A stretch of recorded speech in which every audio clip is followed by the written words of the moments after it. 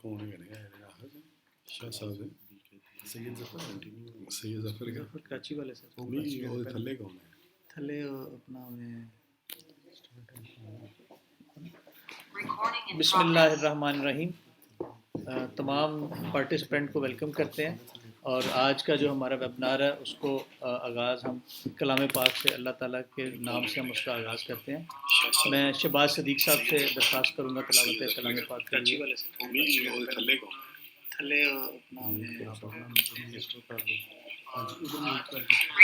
बिस्मिल्लाहिर्रहमानिर्रहीम। तमाम पार्टिसिपेंट को वेलकम करते हैं और आज का जो हमारा वेबिनार है उसको आगाज़ हम कलाम पाक से अल्लाह ताला के नाम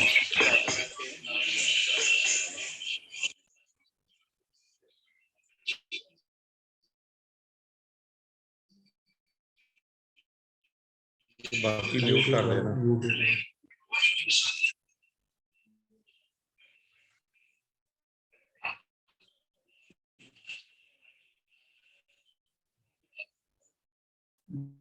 चलो जी।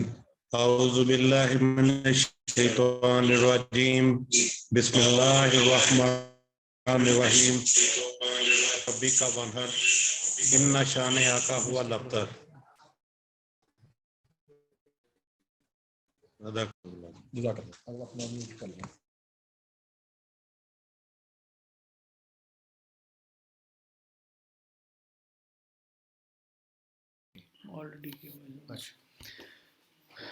तमाम दोस्तों से दरख्वास्त है कि अपने अपने ना माइक ज़रा प्लीज़ म्यूट रखें ताकि आपको आवाज़ आ तो सके, लेकिन आपकी तरफ से अगर वो पीछे बैकग्राउंड पे भी आवाज़ है तो वो कंटिन्यू करना चाहिए, ठीक है।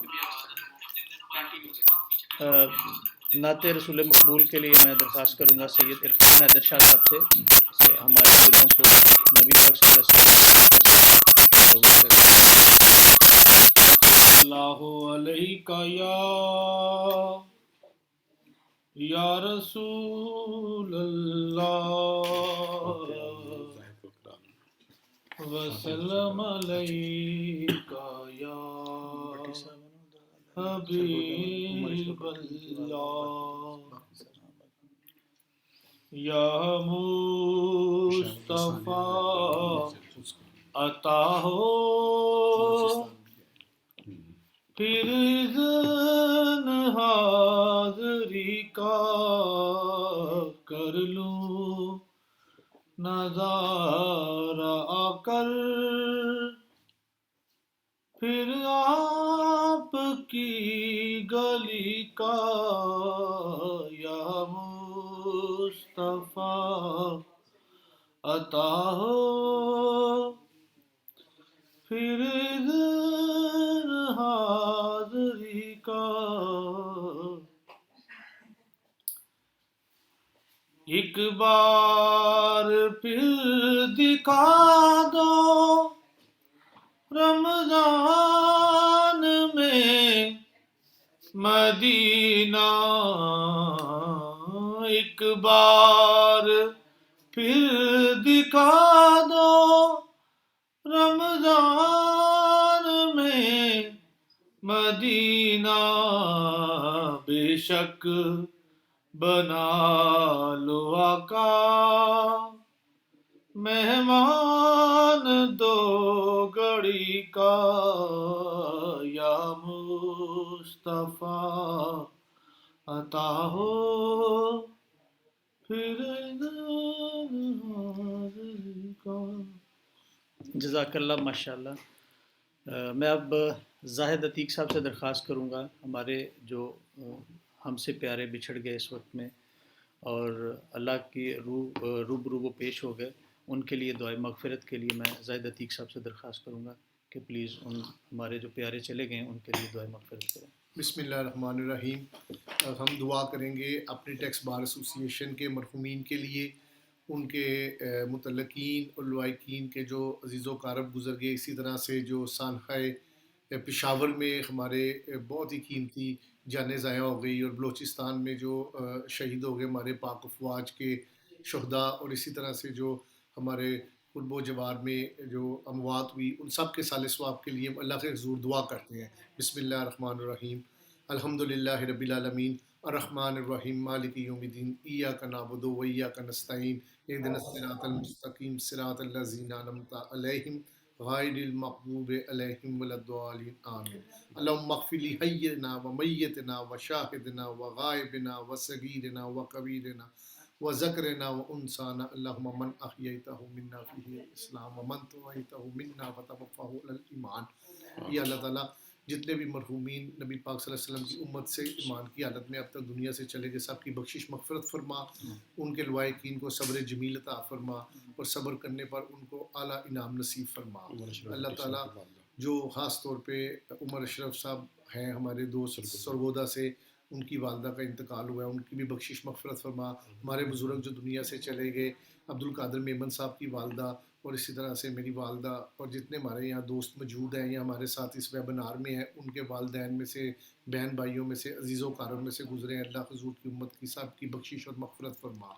अल्लाह ताला हम सब के गुनाहों को मुआफ़ फरमा, हमें सिरात मुस्तकीम पर चलने की तौफ़ीक अता फरमा, हमें अपने मामूलात में बुर्दबारी और सब्र से पेश आने की तौफ़ीक अता फरमा, हम पर अपना ख़ुसूसी रहम और करम नाज़िल फरमा। व सल्लल्लाहु तआला अला खैरि खल्क़िही मुहम्मद व आलिहि व अस्हाबिही अजमईन बिरहमतिका या अरहमर राहिमीन। जज़ाकल्लाह माशाल्लाह। अब हम बिला तख़ीर मैं अपने प्रेसिडेंट जनाब राना मुनीर हुसैन साहब से, एडवोकेट सुप्रीम कोर्ट, उनसे दरख्वास्त करूँगा कि सर आज के वेबिनार के हवाले से आपका जो वेलकम एड्रेस और इसमें जो चीदा बातें हैं उन पे भी ज़रूर रोशनी डालिएगा। Welcome to the president. बिस्मिल्लाहिर्रहमानिर्रहीम। मैं सबसे पहले अपने तमाम बुज़ुर्गों का, दोस्तों का, कुलीग्स का, बच्चों का, सबका मशकूर हूँ कि उन्होंने आज हमें इस वेबिनार में ज्वाइन किया। और मैं हमेशा कहता हूँ कि जो बार्स होती हैं, स्पेशली टैक्स बार्स होती हैं, उनका सबसे अहम काम जो है वो अपने मेंबर्स को एजुकेट करना है, और स्पेशली करंट अफेयर्स के साथ और जो अमेंडमेंट्स जो हैं जो गाहे बगाहे आती रहती हैं, हम उनको बाकायदा तौर पर और बर वक्त जो है उनको एजुकेट करें, उसके बारे में बताएं कि ये अब लॉ में क्या चेंजेस आई हैं। तो आज की जो स्पीकर हैं वो जैसे हमने कोशिश की थी कि बड़ा अच्छा हमारा तजर्बा रहा कि हमने इस्लामाबाद से फराज फजल साहब के कहा, उन्होंने एक अच्छा हमारे लेक्चर दिया और एक जो है एक नुमाइंदगी हुई इस्लामाबाद और रावलपिंडी पार्क की। इसी तरह हमने लाहौर में जो किया, लाहौर की नुमाइंदगी हुई, हमने कराची से जो है वो नुमाइंदगी ली।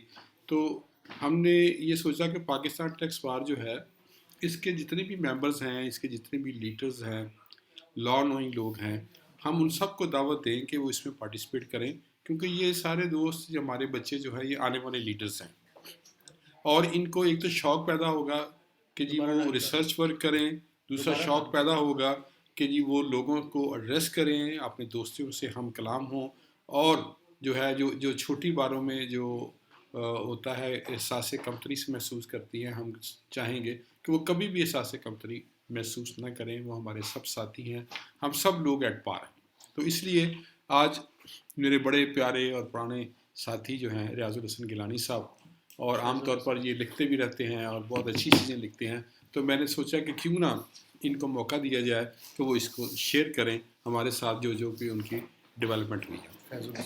फैज़ुल हसन गिलानी साहब, सॉरी, और रियाजुल हसन गिलानी साहब मैंने इनको कह दिया मेरे उस्ताद, चूँकि वो भी बड़े बाइलम हैं इसलिए उनका नाम रियाजुल हसन गिलानी है। चूँकि ये भी बहुत बाइलम है इसलिए मैं इनको जो रियाजुल हसन गिलानी साहब के साथ मिला दूँ तो मेरे ख्याल में ये इनकी इज़्ज़त में और ज़्यादा इजाफा होगा। हमारे पैटर्न अब्दुल कादिर मेमन साहब जो हैं वो हमारे साथ हैं आज, और हमेशा की तरह जो है वो मोहब्बत करने वाले, सब साथियों से मोहब्बत करने वाले इलम दोस्त हैं, इसलिए हमने उनको तकलीफ़ दी। उनकी बहुत गुनागुन मसरूफियात हैं, उन्होंने भी आज हमें ज्वाइन किया, हम उनसे इन एडवांस जो है वो उनका शुक्रिया अदा करते हैं। सैयद ज़फ़र अहमद साहब, सैयद ज़फ़र अहमद साहब के बारे में मालूम है और सब लोग जानते हैं कि ये पढ़ना लिखना इनका पैशन है, तो इसलिए हमने आज इनको एज पैनलिस्ट लिया है ताकि ये भी हम मुस्तफ़ीद होंगे कि इनकी जो राय हैं। इस तरह हमने जो है फ़रहान शहजाद साहब जो हैं, फ़रहान शहजाद साहब चूँकि मेरे बरखुरदार हैं, उनको साहब कहना मेरे लिए मुश्किल होता है, तो ये vice chairman Punjab bar council भी हैं, फॉर्मर प्रेसिडेंट जो है लाहौर टैक्स बार भी हैं, former general secretary Pakistan tax बार भी हैं, इनसे भी आज हम मुस्तफ़ीद होंगे। और मुनीब साहब बहुत खूबसूरत शख्सियत कोयटा से, former president Quetta tax bar, Balochistan tax bar हैं, वो भी आज हमें ज्वाइन करेंगे और हम उनकी राय से भी जो है वो मुस्तफ़ीद होंगे। मुश्ताक साहब हर दिल अजीज़ शख्सियत, सबसे पहले तो हम सब लोग जो हैं वो इनको मुबारकबाद देते हैं कि वो उम्रा करके आए हैं, अगरचे इन्होंने खजूरें हमें नहीं दी हैं, लेकिन फिर भी हम उनको मुबारक देते हैं। अल्लाह ताला कबूल करे और अल्लाह ताला हमें भी जो मौका फराहम करे कि हम इनके साथ जो है शामिल हों। और इस तरीके से जो मुश्ताक साहब के बाद हमारे पास शेख एहसानुल हक साहब आप हमें आज ज्वाइन करेंगे एज पैनलिस्ट। हम उनके भी मशकूर हैं कि वो भी, उनकी बड़ी दस्तरस है और उनकी करंट अफेयर्स के ऊपर और क्रिटिकल एनालिसिस हर बात का करते हैं, तो वो भी हम उनसे मुस्तफ़ीद होंगे। मेरे जितने भी दोस्त जितने भी ज्वाइन किया हुआ है, इसमें जितने भी मुझे शक्लें नज़र आ रही हैं, बड़े बड़े खूबसूरत शक्लें नज़र आ रही हैं, मैं सबका ममनून हूँ कि उन्होंने ज्वाइन किया। और ये जो हम आज का हमारा प्रोग्राम है, ये हम इसको जो है यूट्यूब पे भी जो है ऑन एयर होगा हमारा, इंशाल्लाह उसको भी आप बाहर देख सकेंगे, सुन सकेंगे और इसकी रिकॉर्डिंग भी हमारे पास मौजूद होगी। तो हम वैसे कोशिश ये कर रहे हैं कि हम एक इस तरह के जितने भी हमारे लेक्चर्स हों, वेबिनार हों, उसका हम एक एल्बम बना लें और हमारे पास मौजूद हो। जब भी हमारे कोई दोस्त हमें विज़िट करना चाहे, हमारी वेबसाइट पे मौजूद हो, लिंक मौजूद हो, वो इससे मुस्तफ़ीद हो सके। तो जिस तरह ये फरमाया सेक्रेटरी साहब ने कि जी मैं जो है इस ऑर्डिनेंस के ऊपर कोई बात करूं, तो मैं नहीं समझता ये इंक्रोचमेंट हो जाएगी। स्पीकर को कुछ कहने देना चाहिए, क्योंकि ये प्रीरोगेटिव जो है ये स्पीकर का होता है, तो उसमें इंक्रोचमेंट नहीं करनी चाहिए। ये ऑर्डिनेंस जो है वो आपको मालूम ही है कि सिर्फ इसकी जो लाइफ होती है 120 दिन होती है, और फिर जब अल्लाह करे ये इसको असम्बली की असेंट जो है वो हासिल हो जाए या इसको मनी बिल में शामिल कर लिया जाए, जैसा भी हो ये उसमें आ जाएगा, तो ये इसका वैलिड लॉ की सूरत में, एक्ट की सूरत में हमारे पास मौजूद है। तो ये फैजुल हसन गिलानी साहब को दावत देने से पहले मैं ये समझता हूँ कि हम थोड़ा सा जो है वो ज़रूरी है कि इसको जो हमारा पास्ट एक्सपीरियंस है और जिसको हम बहुत फेस कर रहे हैं, वो ये है कि अभी हाल ही में एक 65D जो है, जिसमें बहुत सारे लोगों ने उसमें कोशिश की कि फ़ायदा उठाया जाए, उसमें डिपार्टमेंट का जो एप्टीट्यूड है जो है वो बहुत ही गलत है। लाहौर में तो स्पेशली जो है 99% लोग जो हैं जिन्होंने 65D अवेल किया, आलमोस्ट वही स्कीम है जो अब इंट्रोड्यूस कराई गई है, तो वो जिसने अवेल किया वो ख़त्म हो गई है, उसको आलमोस्ट जो है हर केस में उसको वो रिजेक्ट किया गया है। 65 का क्लेम रिजेक्ट करके सेक्शन 122(5)A इन्वोक किया गया है, और उसमें जो भी उनको फैसिलिटीज़ मिली थी, जो टैक्स क्रेडिट मिला था, वो जो है उसको ख़त्म कर दिया गया है। और ये ख़बरें दूसरे शहरों से भी हैं कि उधर भी ये हो रहा है। तो अब जो है वो चूँकि गिलानी साहब जो हैं इसके ऊपर जो है तफसील से बात करेंगे, तो मैं समझता हूँ कि ये हमें जहन में रखना चाहिए कि 65D का जो हमारे साथ हाल हुआ है, जिस तरह के सारे केसेस हमारे जो क्लाइंट्स जिनको हमने कहा कि इसको अवेल करें, उन्होंने अवेल किया, और जिसमें 65D में तो ये था कि टैक्स क्रेडिट भी था। इस स्कीम में टैक्स क्रेडिट नहीं है, 5 साल के लिए आपको 100% टैक्स क्रेडिट मिलना था। क्लास 86 के तहत जो इसमें होनी थी, इन्वेस्टमेंट होनी थी, उसके ऊपर कोई टैक्स पे नहीं करना था, और वो एग्जम्पशन थी। वो अब एग्जम्पशन जो है वो भी अब नहीं है, बल्कि उसके ऊपर आपने टैक्स पे करना है। तो ये तफसील से जो है, जो गिलानी साहब जो है माशाल्लाह बहुत मेहनती हैं, और इन्होंने आपसे बात करेंगे। लेकिन अगर कोई बात रह जाएगी या कोई बात जो है प्रॉपर्ली अटेंड नहीं की जा सकेगी, तो इसके लिए हमने जो है सारे अपने पैनलिस्ट जो हैं उनको दावत दी है। मैं भी उधर मौजूद हूँगा, हमारे पैटर्न साहब भी मौजूद होंगे, क्योंकि कंक्लूडिंग रिमार्क्स जो हैं वो पैटर्न साहब देंगे। तो जो बातें रह जाएंगी या जो बहुत ही ज़्यादा इंपॉर्टेंट होंगी, क्वेश्चन आंसर सेशन होगा। उम्मीद है कि जब हम इस वेबिनार को ख़त्म करेंगे तो हम बहुत कुछ सीख चुके होंगे और हमारे इल्म में बहुत इजाफा हो चुका होगा। मैं आपका बड़ा शुक्रिया अदा करता हूँ कि आपने हमें ज्वाइन किया। बहुत शुक्रिया sir, thank you very much. मैं बिला तख़ीर जो है इस प्रोग्राम को आगे बढ़ाते हुए सैयद फैज़ुल हसन गिलानी साहब जो आज के हमारे स्पीकर हैं, former president Okara tax bar association और former vice president Pakistan tax bar association, इन्होंने आज बड़ी मेहनत से काफ़ी दिनों से इनके साथ में इंटरेक्शन में था कि गिलानी साहब इसको आपने प्रिपेयर करना है, और बिलखुसूस इनकी जो हमने उर्दू में एक उसको सारे को ट्रांसलेट करके दोस्तों के लिए देते हैं, तो ये बहुत बड़ी काविश है। तो बिला तख़ीर गिलानी साहब वेलकम, और अल्लाह का नाम लेके आप आगाज़ करें। आपका माइक जो है उसको मैं ओपन कर रहा हूँ।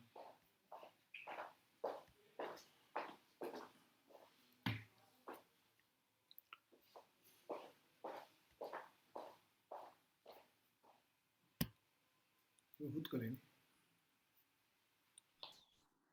औज़ुबिल्लाहिमिनश्शैतानिर्रजीम, बिस्मिल्लाहिर्रहमानिर्रहीम।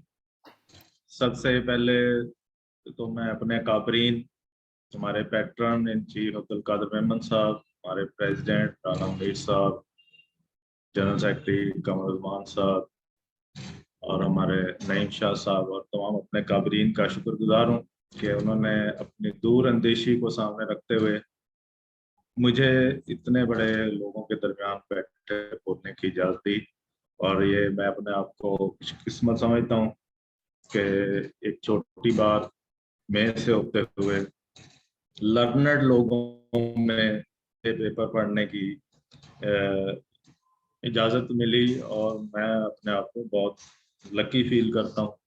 तो मैं आज का जो हमारा टॉपिक है इनकम टैक्स अमेंडमेंट ऑर्डिनेंस जो 2022 2 मार्च 2022 को प्रोमोलगेट हुआ है, तो उसके सिलसिले में चंद गुज़ारिशात जो है मैंने इसमें स्टडी की हैं वो मैं बयान करना चाहता हूँ। इस ऑर्डिनेंस के तहत इनकम टैक्स ऑर्डिनेंस जो हमारा है उसमें अमेंडमेंट नया सेक्शन इंट्रोड्यूस कराया गया है 59C।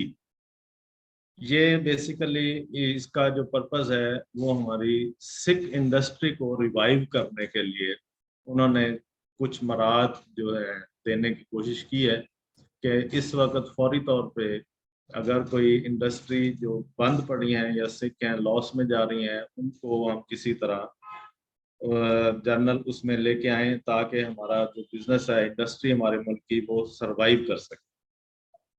तो इसके लिए जो उन्होंने शराइत रखी हैं वो ये है कि सबसे पहले तो नई कंपनी बनाई जाए और उस कंपनी को जो है वो दूसरी कंपनी जो दिवालिया हो चुकी है वो उसको टेकअप करेगी।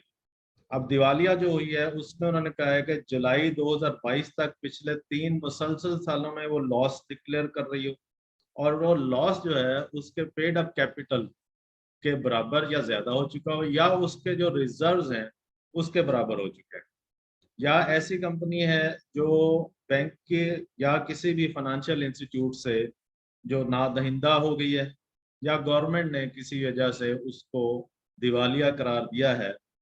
तो ये जो नई बनने वाली कंपनी है उस कंपनी का मोर देन 50% जो वो उसके शेयर्स को टेकअप करेगी और 2023 से शुरू होने वाले साल के लिए आइंदा 5 साल तक इसकी ओनरशिप में किसी किस्म की तब्दीली नहीं आएगी जो नई कंपनी है।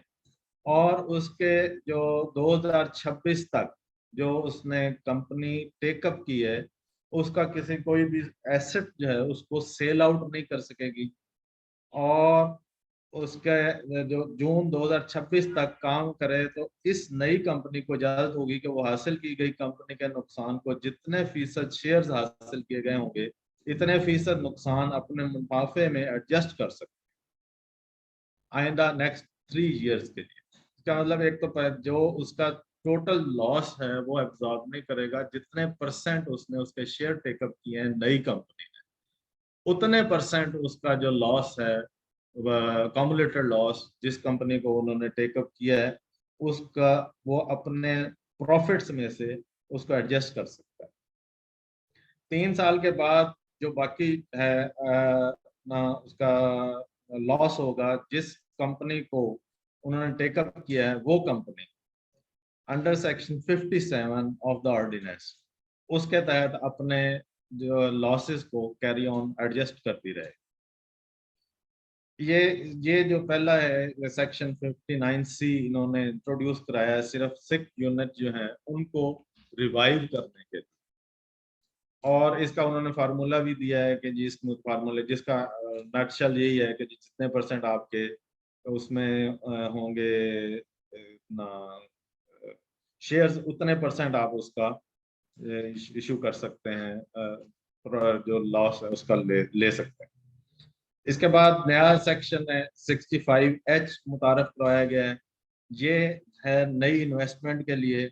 और इसमें जो ऐसे अफराद जो हमारे पिछले 5 सालों से नॉन रेजिडेंट के स्टेटस में अपने रिटर्न जमा करवा रहे हैं, या ऐसे अफराद जो हैं तो रेजिडेंट लेकिन उनके बाहर बैरून मुल्क असासा जाते हैं और वो उन्होंने 116 एक स्टेटमेंट जमा करवाई हुई है, वो लोग इसमें बेनिफिट ले सकते हैं।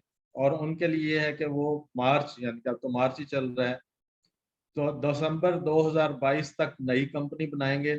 और इस नई कंपनी में जो उन्होंने एज पर कंपनीज एक्ट 2017 उनका अकाउंट खुलेगा और उसमें जो अपने पैसे जमा करवाएंगे। लेकिन इसमें एक चीज उन्होंने ये लिखा है कि जो बैरून मुल्क से आने वाले पैसा लाने के लिए स्टेट बैंक रूल्स बनाएगा। इसका मतलब ये है कि इस स्कीम के लिए कोई स्पेशल रूल्स बनने वाले हैं। जब वो रूल्स आएंगे तो उस रूल्स के तहत बाहर से जो लोग पैसे लेके आएंगे वो इस कंपनी इस सेक्शन का बेनिफिट ले सकेंगे। और इस तरह जो नई कंपनी बनी होगी इसके पेड अप कैपिटल के बराबर टैक्स क्रेडिट दिया जाएगा। 100% जितना उसका कैपिटल होगा उतना उसको टैक्स क्रेडिट मिलेगा। और अगर उसका जो है वो सरमाया टैक्स क्रेडिट से ज्यादा है तो आइंदा सालों में उसको कैरी फॉरवर्ड करता रहेगा। और इस कंपनी के लिए लाजमी होगी कि वो 2024 तक अपने इस कंपनी की कमर्शियल प्रोडक्शन शुरू कर दे। और अगर इसके जितना पेड अप कैपिटल है और टैक्स के बराबर नहीं होता तो ये 5 साल तक इसको एडजस्ट कर सकेंगे। अगर फिर भी नहीं हुआ तो फिर वो नॉर्मल टैक्सेशन में रेगुलर हो जाएगी, बाकी उसका स्किप हो जाएगा। अब ये जो राना साहब बात कर रहे थे कि हमारे अभी जो 65D वाली शराइत, अब ये वो महकमे की टांग इसमें भी उन्होंने अड़ा दी है कि अगर किसी भी वक्त महकमे को ये साबित हुआ, पता लगा कि ये शराइत जो है वो उन्होंने पूरी नहीं की तो वो उसकी ये जो बेनिफिट्स हैं इसको कैंसिल कर सकते हैं।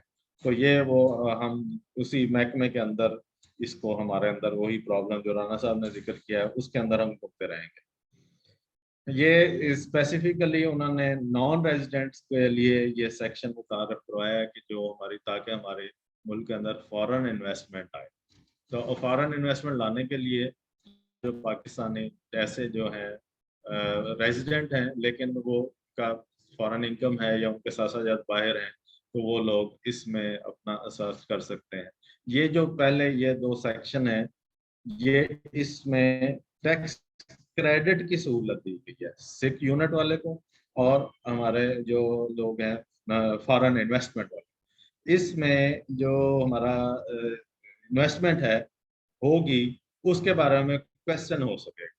तो ये पहले 2 सेक्शन जो हैं ये इसके लिए हैं कि आपको टैक्स क्रेडिट मिलेगा, सरमाया पे आपको क्वेश्चन होगा उसका जवाब देना पड़ेगा। अगले 2 जो नए सेक्शन हैं ये इन्होंने मुतारफ करवाए हैं।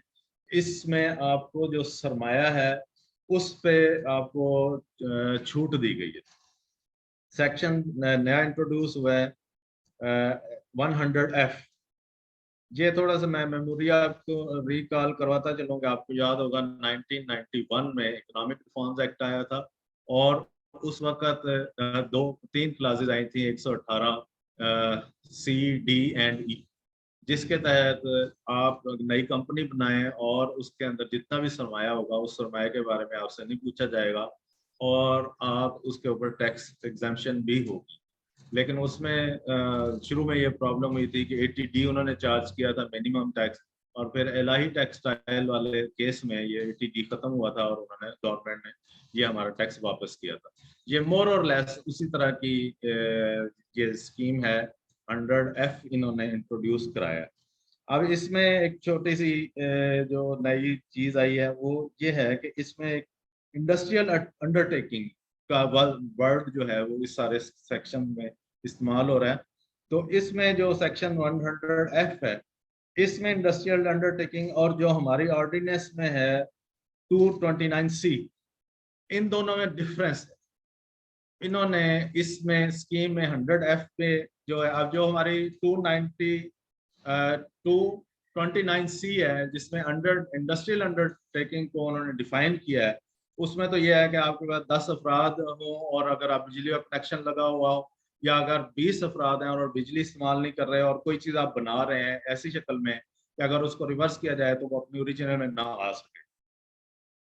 और इसमें बैरी जहाज हैं, और बैरी जहाज बनाने वाली कंपनियां, बिजली पैदा करने वाली कंपनी, तेल निकालने वाले, और इसमें एक चीज और इन्होंने ऐड की थी, जो हमारा तामीराती शोबा है कंस्ट्रक्शन का, उसको भी इंडस्ट्रियल अंडरटेकिंग का स्टेटस दे दिया गया था। और इसके साथ जो है ना होटलिंग और टेलीकम्युनिकेशन, इसको भी इंडस्ट्रियल अंडरटेकिंग की डेफिनेशन में डाल दिया गया था। ये है 229C। लेकिन जो यहाँ पे हमारा 100F है, इसमें इन्होंने इसको महदूद कर दिया इंडस्ट्रियल अंडरटेकिंग को, और इसकी अलग से डेफिनेशन ले आए हैं। और इस डेफिनेशन का नटशल ये है कि ये सिर्फ जो हमारी मैन्युफैक्चरिंग वाली कंपनियां हैं वो इसमें आ सकती हैं, होटल, टेलीकम्युनिकेशन और ये कंस्ट्रक्शन वाले, ये लोग इस सेक्शन के पर्पज के लिए इंडस्ट्रियल अंडरटेकिंग की डेफिनेशन में से बाहर निकल गए। अब इसमें इन्होंने इसको किया है कि अगर इंडस्ट्री लगाने के लिए नई कंपनी बनाई जाएगी और इसका जो मिनिमम कैपिटल है वो 5 करोड़ रुपए होगा, और 30 सितंबर तक टाइम पीरियड भी इन्होंने मखसूस कर दिया है। 1991 में 5 साल थे, यहाँ पे सिर्फ 30 सितंबर तक आपने ये जो अपना पेड अप कैपिटल है उसको पर 5% टैक्स पे करना है और ये कंपनी बननी है। अब इसके यहाँ पे एक सबसे बड़ा प्रॉब्लम तो ये आएगा कि अगर बाद में आपको और सरमाए की जरूरत पड़ती है तो वो पैसे कहाँ से आएंगे, या वो हम उसको क्या कर सकते हैं।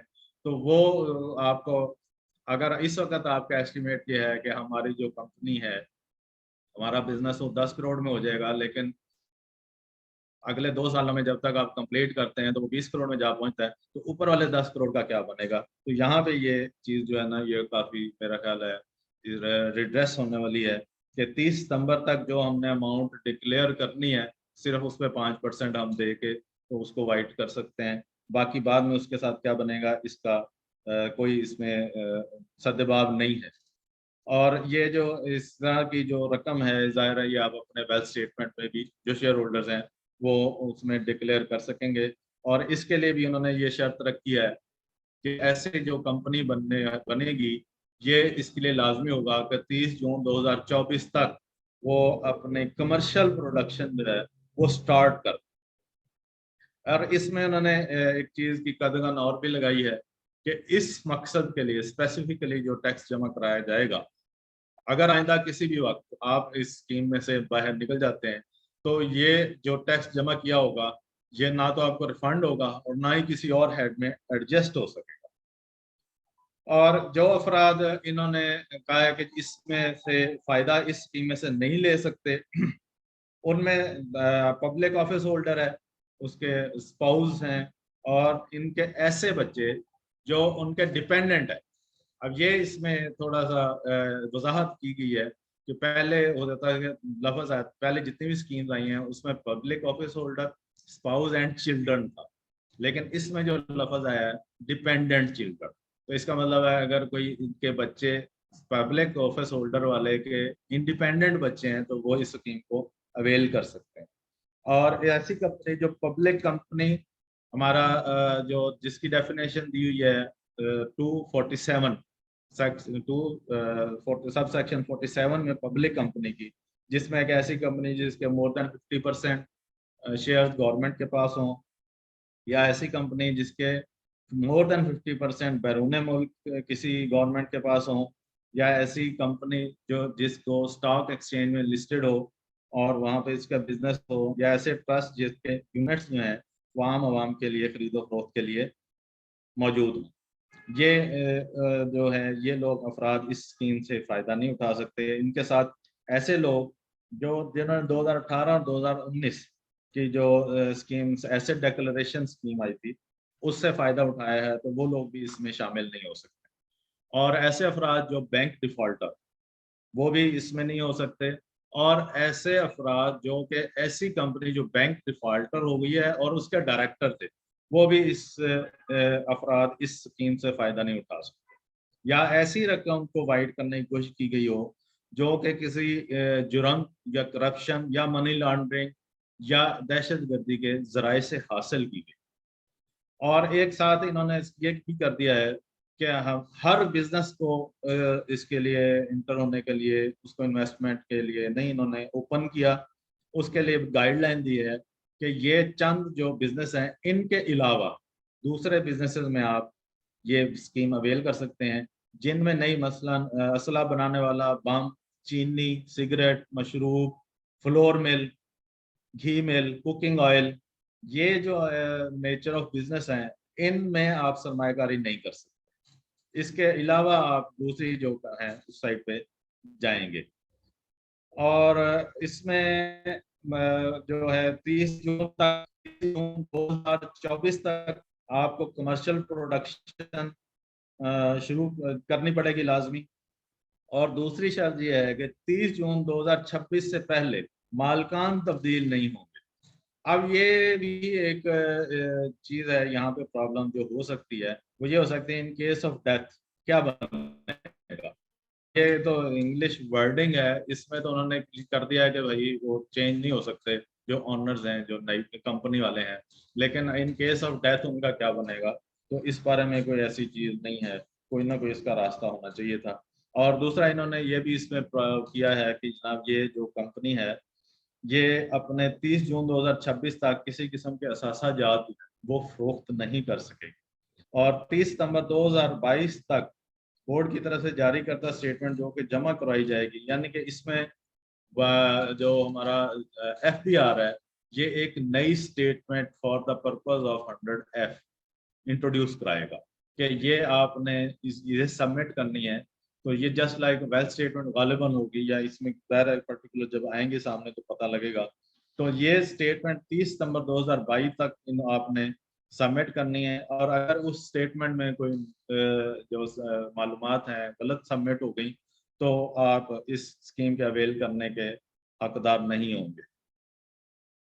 और इसके साथ एक जो इसमें खास बात जो है वो मैं ये देख रहा था कि इस जो आपने कंपनी तो बना ली, लेकिन इन्होंने जो हमें रिस्ट्रिक्शन लगाई है कि ये कंपनी सिर्फ जो आप इनको इंट्रोड्यूस कर सकते हैं, करेंगे अपने फंड्स, वो सिर्फ इस्तेमाल कर सकते हैं फॉर द परचेज और import of plant and machinery through letter of credit और for construction of building and structure for the undertaking.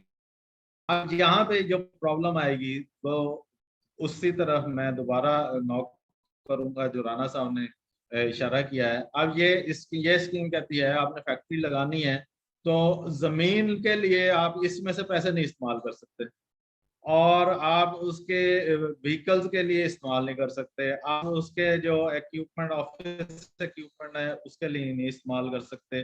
4 शोध हैं जिनके लिए ये आपके फंड्स इस्तेमाल होंगे, और वो यही है परचेज ऑफ द जो है, या तो आप अपना प्लांट यहाँ से परचेज कर रहे हैं या इंपोर्ट कर रहे हैं, ये एक हो गया। आप उसकी कंस्ट्रक्शन ऑफ बिल्डिंग है वो कर सकते हैं। ये 2 चीजें हैं ये जिधर आप ये पैसे इस्तेमाल करेंगे। और ये बहुत ज़्यादा मुश्किल हो जाएगा उस कंपनी के लिए कि आप महकमा FBR को हिसाब किताब देगा कि भाई ये जो लैंड वाले पैसे हैं वो कैपिटल जो मैंने टोटल पेड अप किया है, और फॉर एग्जांपल करोड़ रुपए का मैंने पेड अप कैपिटल वो रखा है जो 10 करोड़ रुपए का, तो उसमें से वो 5 करोड़ जो है ना मैं इसके लिए इस्तेमाल कर रहा हूँ, तो 5 करोड़ का 5% जमा करवा दिया है। बाकी जो 5 करोड़ है वो मैं आपको उसकी जाहिर है अपना वाइट मनी पहले डिक्लेयर्ड होगी, क्लियर होगी, तो मैं उसको कहीं और इस्तेमाल कर सकूंगा। तो ये मेरे हिसाब से ये सबसे बड़ी हर्डल होगी इस कंपनी इस जो है स्कीम को अवेल करने में, कि जबकि आप अपना जो इंट्रोड्यूस्ड पेड अप कैपिटल है उसको भी आगे आपको बाइफरकेट करना पड़ेगा कि भाई ये जो पैसे मेरे वाइट मनी में से मैंने शेयर्स लिए हैं और ये वाले पैसे 5% जमा करवा के मैं इसको नई 100F के तहत आ रहा हूँ। अब इसमें उन्होंने एक तो ये तो थी नई कंपनी, और वो जो एग्जिस्टिंग कंपनी है उनको भी सहूलत दी है कि अगर वो अपने एक्सपेंड करना चाहें अपने बिजनेसेस को तो वो लोग भी इस स्कीम के 100F के तहत अपने जो पैसे हैं वो प्रोवाइड कर सकते हैं 5% दे के। तो उसके लिए उन्हें करना पड़ेगा कि एक अलग से बैंक अकाउंट खुलवाएंगे और उस बैंक अकाउंट में से जो है ये आप इस्तेमाल करेंगे पैसे अपने plant and machinery, IT, hardware, software वगैरह, या बिल्डिंग उसकी जो है फैक्ट्री की बनानी है। और लेकिन ये जो आपका एक्सपेंड का जो होगा प्रोजेक्ट, इसके लिए भी लाजमी होगा कि 30 जून 2024 तक ये जो है उसको कंप्लीट करके और उसको रनिंग में लेके आए। तो इस तरह ये जो स्कीम है टोटल, ये 4 तरीक़ेकार से जो है ना हमारे कारोबारी हजरात को बेनिफिट देने की कोशिश कर रही है। पहले जो 2 तरीके हैं उसमें तो ये है कि ऐसे अफराद जो सिक यूनिट को रिवाइवल करने के लिए वो बनाया गया है, और उनका जो प्रॉफिट पे उनको छूट दी गई है, टैक्स क्रेडिट दिया गया है, लेकिन सरमाए पे नहीं गई। दूसरे जो हमारे नॉन रेजिडेंट हैं या फॉरेन से बाहर अट्रैक्शन के लिए उन्होंने नई कंपनियां बनाने के लिए, इसमें स्कीम में भी आपका जो पैसे का है उसका हिसाब किताब पूछा जाएगा, टैक्स, लेकिन टैक्स क्रेडिट मिलेगा।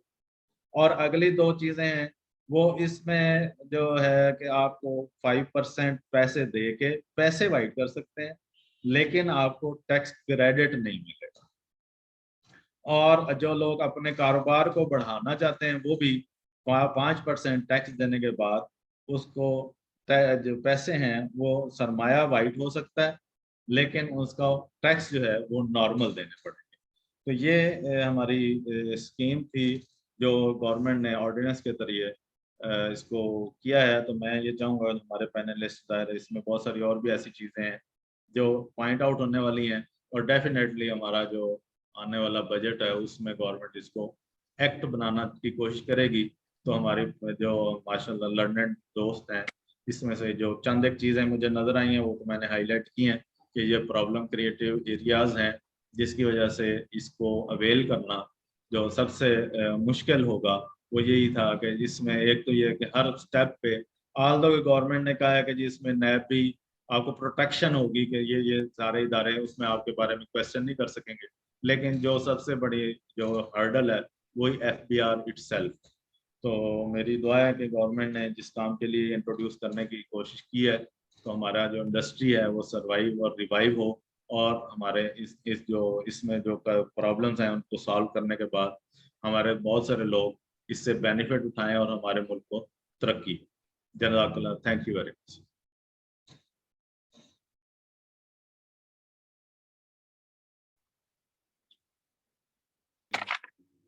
जी thank you very much sir, बहुत शुक्रिया आपका। बड़ा ही आपने डिटेल्ड और तमाम चीज़ों को और तमाम जो तो उसके पहलू थे उस पर आपने रोशनी डाली है। और अब हम आगे के सेगमेंट में चलते हैं, और जो हमारे पैनलिस्ट हैं उनसे हम आज का जो हमारा टॉपिक है उसके रिलेटेड उनसे बातचीत करते हैं, ये दोस्तों के जो सवालात हैं उन पे हम उनसे बात करते हैं। तो सबसे पहले मैं हमारे साथ एहसानुल हक शेख साहब हैं उकाड़ा से। शेख साहब आपका मैं माइक ऑन कर रहा हूँ, तो आपसे स्टार्ट करते हैं अल्लाह का नाम लेके कि इसमें जो आपकी तरफ से इनपुट है, क्योंकि आपकी कुछ सेहत की वजह से हम आपको एज ए स्पीकर जो है वो मैंने आपसे रिक्वेस्ट की थी, लेकिन आपकी सेहत की वजह से नहीं बात बनी। फिर गिलानी साहब 2 दोस्त थे जिनमें से गिलानी साहब के नाम का फिर कुरा निकला। तो शेख साहब अपना माइक जो है उसको अपनी तरफ से अनम्यूट करें, मैंने कर दिया है। एहसानुल हक शेख साहब आपको मेरी आवाज़ आ रही है? आपको मेरी आवाज़ आ गई अब? जी वेलकम वेलकम जी। तो सर आप अस्सलाम वालेकुम। वालेकुम अस्सलाम। अब मेरी आवाज़ आ रही है जी? जी आ रही है सर, आ रही है, कंटिन्यू करें प्लीज़। अस्सलाम वालेकुम। एक्चुअली मुझे कुछ थोड़ा सा प्रॉब्लम हो गया था हाइपरटेंशन का, वो अभी भी वैसे चल रहा है। तो मैंने रिक्वेस्ट की थी कि मुझे थोड़ा सा इस दफ़ा इम्यून कर दिया जाए, नेक्स्ट टाइम इंशाल्लाह मैं अवेलेबल हूँगा। इसमें गिलानी साहब ने बड़ी सैर असल बहस कर ली है। इसमें अभी तक बहुत सारे मसाइल हैं। एक तो वो जो यूटिलाइजेशन ऑफ फंड्स है जिसको रेस्ट्रिक्ट किया गया है, आई थिंक इसको रिविजिट करने की ज़रूरत है।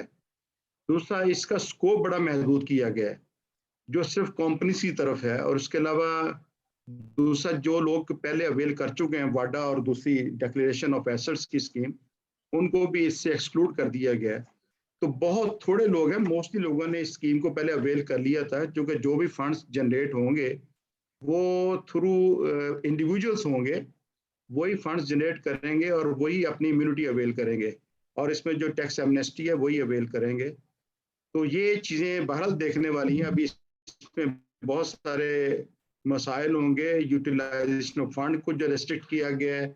ज़मीन पे तो चले बात समझ आती है कि लैंड की जो परचेज है उस पर तो डेफिनेटली लोग उसको डिस्करेज किया गया है, लेकिन रेस्ट ऑफ द एक्सपेंडिचर जो इसको एक्सक्लूसिव कर दिया गया, अगर ये इंक्लूसिव होते, विज परचेज ऑफ मशीनरी है और इंपोर्ट है, अगर इसको इंक्लूसिव करते तो सबके लिए फायदा है।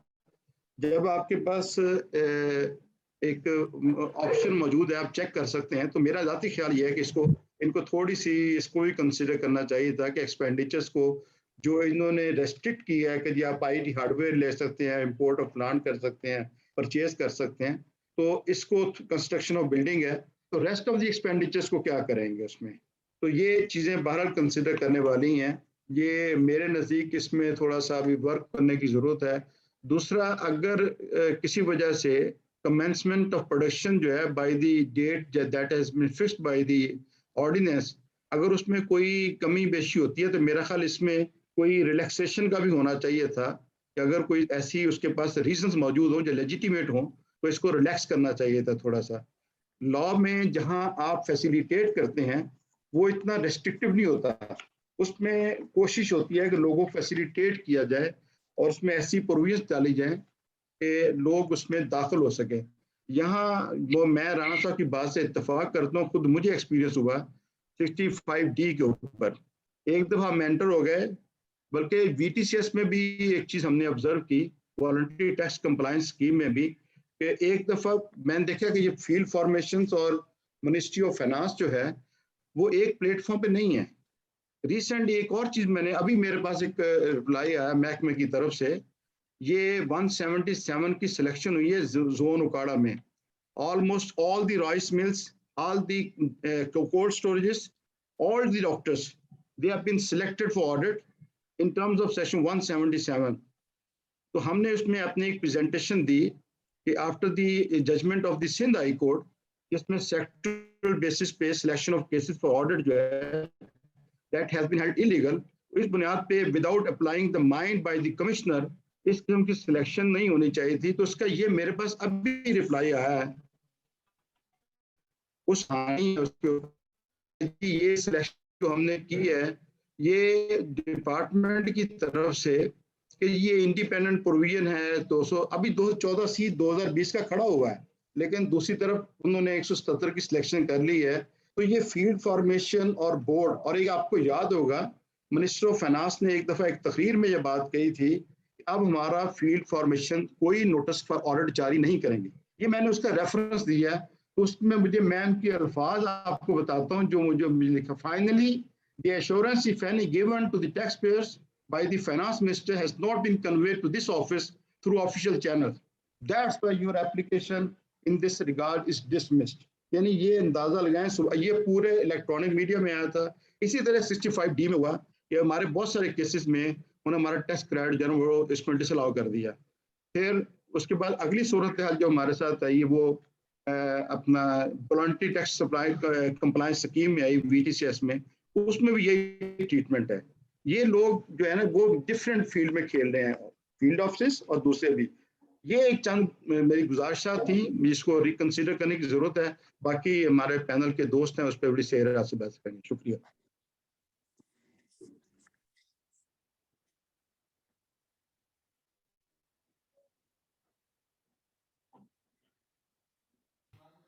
जी sir, thank you very much, बहुत शुक्रिया शेख साहब आपका।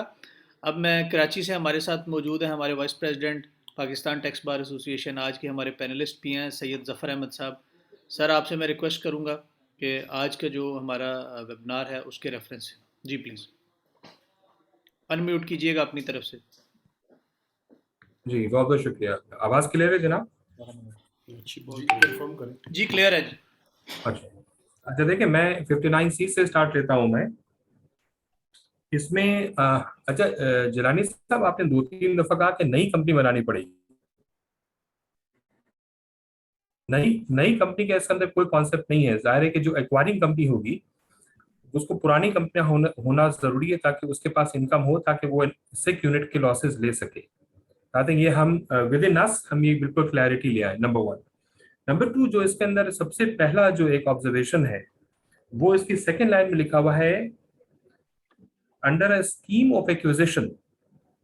अच्छा, जब आप किसी कंपनी के शेयर्स खरीदते हैं तो जरूरी नहीं है कि आप उसकी परचेजिंग को, उस एक्विजिशन को किसी स्कीम के तहत ले जाके उसको रजिस्टर कराएं। एक सिंपल आप बाय आउट कर सकते हैं शेयर्स के थ्रू, क्योंकि जब स्कीम ऑफ एक्विजिशन का मतलब है कि इसके अंदर नेसेसरीली हाई कोर्ट का इन्वॉल्वमेंट आ जाता है, which is to me a big objection. अगर कंपनी ए कंपनी बी के शेयर्स लेती है तो सिंपल उसके शेयर्स परचेज कर सकती है, 51% जो मेजॉरिटी शेयर होल्डिंग कहलाएगी।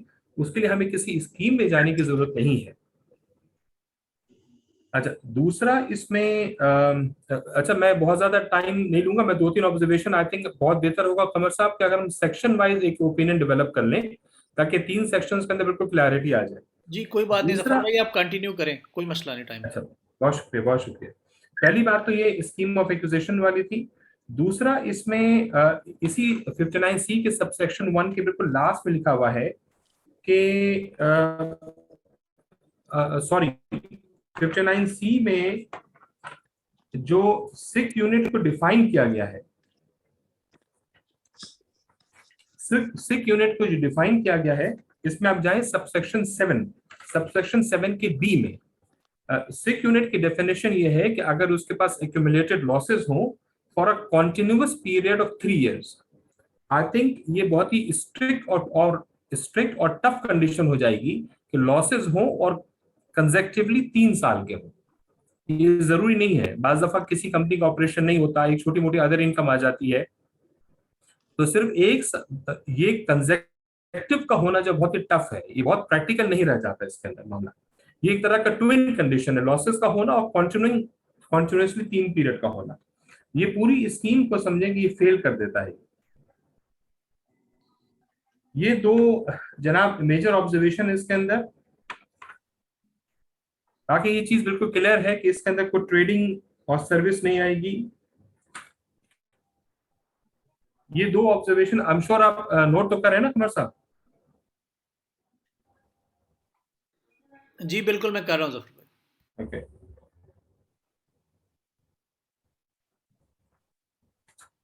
अच्छा,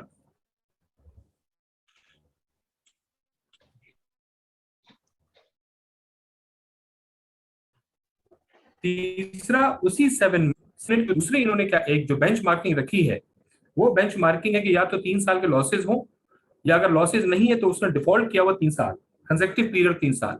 नहीं तो मुझे कंसेक्टिव पीरियड का और 3 साल का कॉन्सेप्ट जो है ना, इसका कोई आई एम श्योर उसका कोई होगा, कोई मीनिंग यहाँ समझ नहीं आते।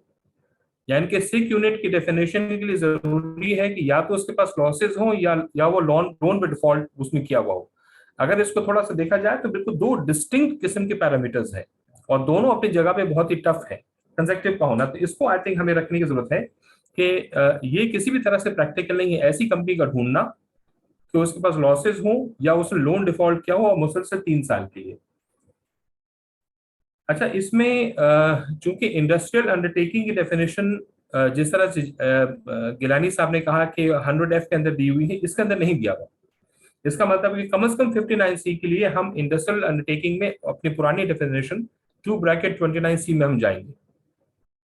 और 2(29C का मतलब है कि वहां पे हमारे पास बहरहाल तमाम तरह इंडस्ट्रीज आ जाएंगी, अगेन मां सवाए कंस्ट्रक्शन इंडस्ट्री के और होटल इंडस्ट्री के, क्योंकि होटल इंडस्ट्री और कंस्ट्रक्शन इंडस्ट्री इन दोनों की डेफिनेशन जो आई है वो जून 2000 और मई 2020 में आई है।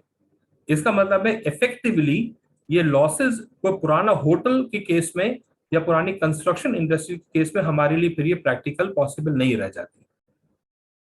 तो अगर इसमें एक बहुत क्लैरिटी लाने की जरूरत है कि अगर जो पिछले 3 सालों में स्पेशली जो हॉस्पिटैलिटी इंडस्ट्री का हशर हुआ है लॉसेस की सूरत में, तो अगर उसको रिकूप करने का अगर एक नियत है, एक इंटेंशन है गवर्नमेंट की, तो इसलिए जरूरी है कि इंडस्ट्रियल अंडरटेकिंग की डेफिनेशन में हम होटल को और कंस्ट्रक्शन दोनों को लाएं। सर ये तो मेरा था 59C में। मेरे ख्याल से हम सब पहले 59C को शेयर कर लेते हैं, फिर हम आते हैं 65H और 100F में।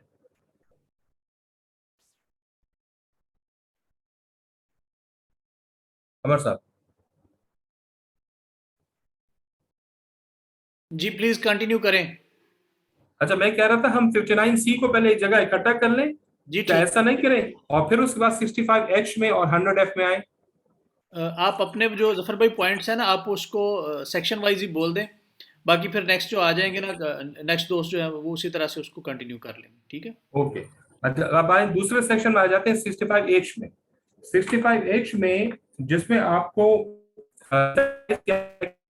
को पाकिस्तान में जाए, इसमें जो सबसे जो पहली डेफिनेशन है जिसमें 65H में वो एलिजिबिलिटी डिफाइन किया गया है कि 65H ले कौन सकता है। ये चीज तो क्लियर है कि 65H है सिर्फ इंडिविजुअल के लिए, और दो तरह के इंडिविजुअल के लिए है। एक तो नॉन रेसिडेंट पाकिस्तानी हो, जिसके लिए शर्त है कि वो बाहर कम से कम 5 साल से ज्यादा अरसे तक वो नॉन रेसिडेंट रहा हो। दूसरी शर्त है वो रेसिडेंट इंडिविजुअल जिसने कम से कम अपने फॉरेन एसेट्स बाहर के एहसास यहाँ डिक्लेयर किए हुए हैं। अगर इसको देखा जाए, इसका मतलब अपेरेंटली पढ़ के ये लग रहा है कि नॉन रेसिडेंट जिसके पैसे के हम लाने की बात कर रहे हैं, उसके लिए तो पाकिस्तानी होना जरूरी है, उसके लिए तो पाकिस्तानी सिटीजन होना जरूरी है। लेकिन जो रेसिडेंट इंडिविजुअल जो क्लॉज बी में जिसको कवर किया गया है, उसके साथ लफ्ज पाकिस्तानी सिटीजन का वर्ड नहीं है। तो मतलब ये निकलता है कि अगर कोई रेसिडेंट इंडिविजुअल हो, लेकिन अगर वो नॉन पाकिस्तानी भी हो, तो वो ये स्कीम अवेल कर सकता है। मैं चाहूंगा कि पूरा हाउस अगर इस बात को एंडोर्स कर सके या इसे अगर डिस्प्यूट कर सके, इसके अंदर हमें क्लैरिटी ले आए। अच्छा, इसमें जो एक मेरी एक और ऑब्जर्वेशन ये है कि अगेन नॉन रेसिडेंट पाकिस्तानी के केस में जो 5 साल की इन्होंने शर्त रखी है कि वो नॉन रेसिडेंट होना जरूरी है, ये असल में 5 साल नहीं है, उसको कम से कम 6 साल, जिस तरह से लिखा हुआ है कि मोर देन 5 years। तो इसकी कोई बहुत साउंड रीजनिंग समझ नहीं आती कि आखिर इतना लंबा उसका रेसिडेंस नॉन रेसिडेंशियल स्टेटस में हमारा क्यों इंटरेस्ट है। अगर फॉर एग्जांपल अगर कोई आदमी नॉन रेसिडेंट है 3 साल के लिए भी, या फॉर दैट मैटर चलिए 5 साल के लिए, why are we looking at a horizon of more than 5 years? This is too strict condition for one to follow, कि बहुत ट्विन कंडीशंस हैं, इसको फॉलो करना इतना प्रैक्टिकल नहीं है। अच्छा जनाब, इसमें मेरी दूसरी ऑब्जर्वेशन ये होगी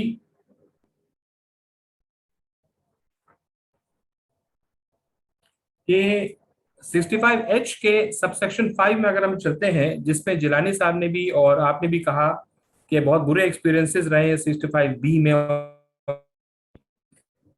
जिनने डिस्क्रिशन को एक्सरसाइज और पूरा का पूरा स्कीम उसको रिजेक्ट पड़ा दिया। तो आई थिंक उसमें हमारी रिकमेंडेशन एसोसिएशन की तरफ से हम शायद अपनी तरफ से रिकमेंड कर सकें कि कम से कम चीफ कमिश्नर के पास ये पावर हो सिर्फ रिजेक्शन की। मैं बात कर रहा हूँ 65H के सबसेक्शन 5 की, के हाथ में डिस्क्रिप्शन ना दें। ये सब हमारा बहुत बुरा एक्सपीरियंस हो चुका है। कम से कम चीफ कमिश्नर ही सिर्फ इस बात का एम्पावर्ड हो कि वो मुझको इस क्रेडिट को चैलेंज करने की पावर रखे, और वो ही वो अथॉरिटी हो जो कि वो इसको रिफ्यूज कर सके। अच्छा, इस पूरे सबसेक्शन में 65H के सबसेक्शन 5 में अपॉर्चुनिटी ऑफ बीइंग हर्ड का कोई जिक्र नहीं। It's a very strange drafting. It's a very example of a very strange legislative drafting. कि एक अपॉर्चुनिटी के हर्ट के एक नेसेसरी इंग्रेडिएंट आप सब अच्छी तरह जानते हैं। तो हमारी एक रिकमेंडेशन शायद ये होनी चाहिए कि इसमें अपॉर्चुनिटी ऑफ बीइंग हर्ट का क्लॉज होना चाहिए। ये तो हो गया सर जी 65H। 65H में हम आगे चलते हैं। अब हम आते हैं जनाब एमनेस्टी के ऊपर, इम्यूनिटी कम एमनेस्टी के ऊपर। इस पे मेरी पहली ऑब्जर्वेशन कह लीजिए, ये पहला क्वेश्चन, अच्छा कादिर साहब ने भी हमें ज्वाइन कर लिया है। मेरा पहली ऑब्जर्वेशन ये होगी कि 100F के जो फर्स्ट सबसेक्शन के नीचे जो प्रोविजो है, मैं चाहूंगा उसको पढ़ के सुना दूं, फिर मैं अपना कंसर्न आप लोगों से शेयर कर लूं। उसमें लिखा हुआ है कि provided that the funds referred to in subsection 1 shall be deposited in rupees in a dedicated bank account. चूंकि 100F इंडिविजुअल के लिए भी है एंड एओपीज के लिए भी है और कंपनीज के लिए भी है। इस मुल्क को जो फॉरेन करेंसी की जरूरत है, आई डो नॉट नो अगर आप इस बात को एंडोर्स कर सकें, तो इसमें जो रुपीज लिखा हुआ है, हम इसमें फॉरेन करेंसी को भी ऐड करने की हमारी तरफ से कुछ सिफारिश जानी चाहिए। ये जो मैं बात कर रहा हूं 100F के पहले सब सेक्शन के प्रोविजन में, ये जनाब पहला मेरा ऑब्जर्वेशन था 100F में। और ये बात बिल्कुल जिलानी साहब ने और आखिर में उन्होंने बिल्कुल सही कहा कि 30 सितंबर के बाद अगर मुझको पता लगता है कि मेरी प्रोजेक्ट कॉस्ट अचानक जंप कर गई है, उसके अंदर बहुत बड़ा एस्केलेशन आ गया है, तो इसका मतलब है मैं 5 करोड़ तक तो, या फॉर एग्जाम्पल अगर शुरू में मैंने 20 करोड़ भी लगा दिया और मेरा जंप आके फॉर एग्जाम्पल 10 करोड़ और लग जाता है, तो बाकी अगर 10 करोड़ मेरे पास लगाने के लिए नहीं है, तो मेरा वो प्रोजेक्ट न सिर्फ कि फेल हो गया, बाकी पूरी कंडीशंस में अनमेट रहेंगी, और इसका मतलब वो 20 करोड़ के ऊपर मेरे ऊपर बहुत बड़ा क्वेश्चन मार्क आ जाएगा। तो ये जिस तरह से हाईलाइट किया गया है, मेरे भी एक ऑब्जर्वेशन थी। बाकी सर जी एक आखिरी बात ये थी कि जो 5% टैक्स है, जो 5% टैक्स मांगा गया एमनेस्टी में, उसकी कैलकुलेशन के ऊपर एक क्लैरिफिकेशन मांगना बहुत जरूरी है कि अगर फॉर एग्जांपल अगर हम 5 करोड़ ही से तय कर लें, अगर मैंने 5 करोड़ रुपए बैंक में जमा करा दिए, तो 25 लाख रुपए मैं अलग से जमा कराऊंगा, उस 25 लाख रुपए के ऊपर सवाल आ जाएगा।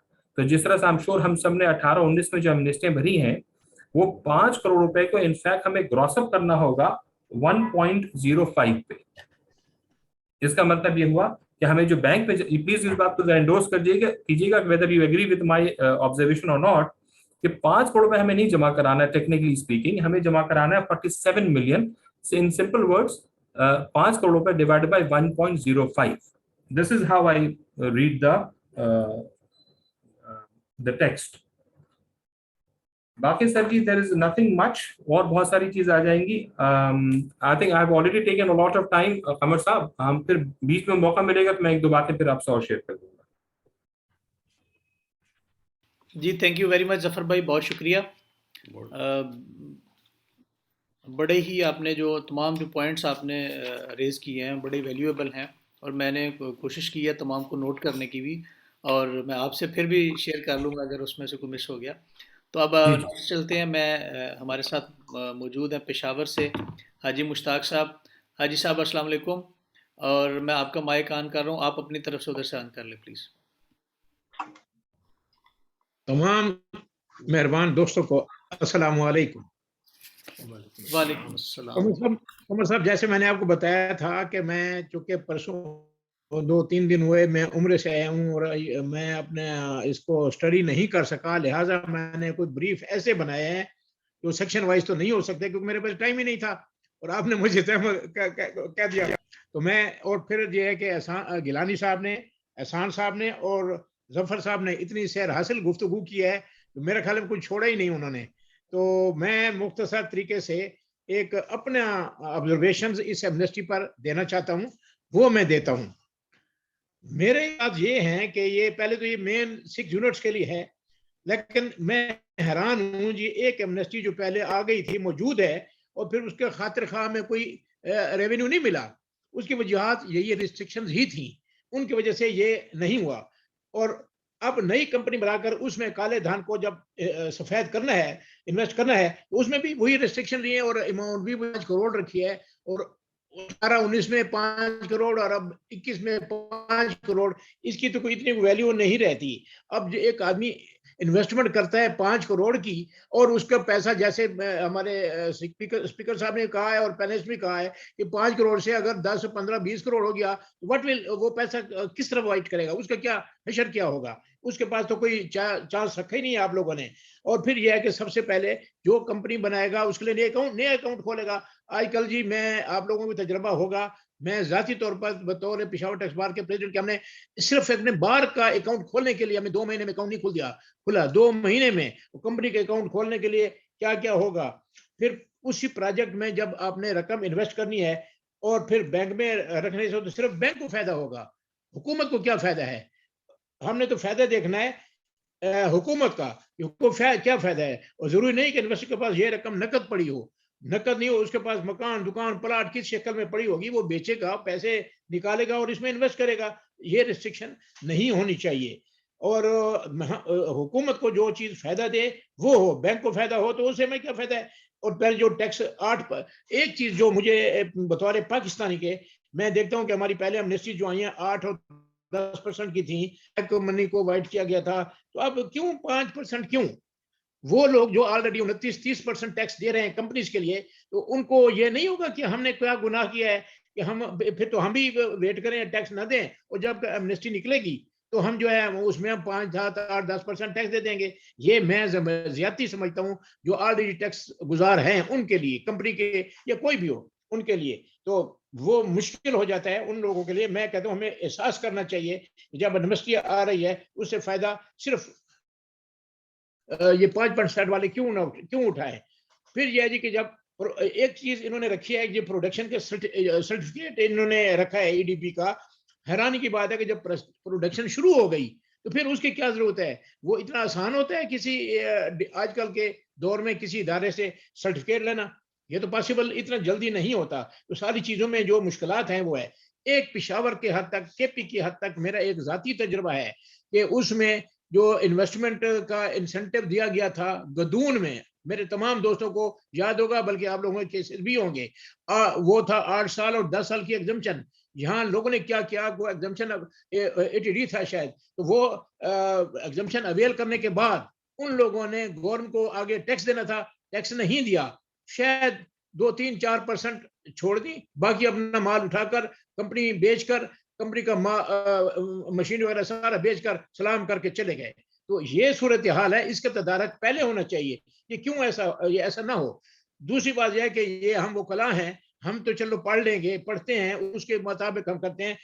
इस चीज को तो मुस्तहिर किया जाना चाहिए। लोगों ने इसका कंस्ट्रक्शन एमनेस्टी करनी है, हमने अपनी जेब से तो पैसा देना नहीं है। लोगों को ये मुस्तहिर करें, अखबारों में दें, और फिर कम से कम जो स्टेक होल्डर्स हैं, मैं ये समझता हूँ इसके स्टेक होल्डर्स में टैक्स बार्स हैं और चैम्बर्स हैं, उनको तो आप फेथ में लेना, उनको तो स्टेक होल्डर, उनको तो मशवरा लें।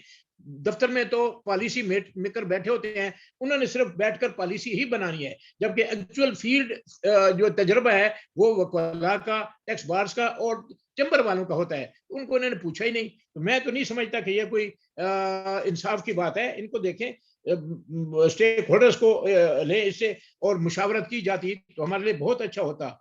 और 6 सबसे ज्यादा इस वक्त इम्पोर्टेंस है, मैं समझता हूँ कि 6 यूनिट्स की है, तो उनको रिवाइव किया जाए। 6 यूनिट जो रिवाइव होंगे, और उसके लिए इन्होंने अच्छा किया कि खैर 3 साल का इन्होंने किया कि कैरी फॉरवर्ड लॉस जो है वो अगर 1 साल 100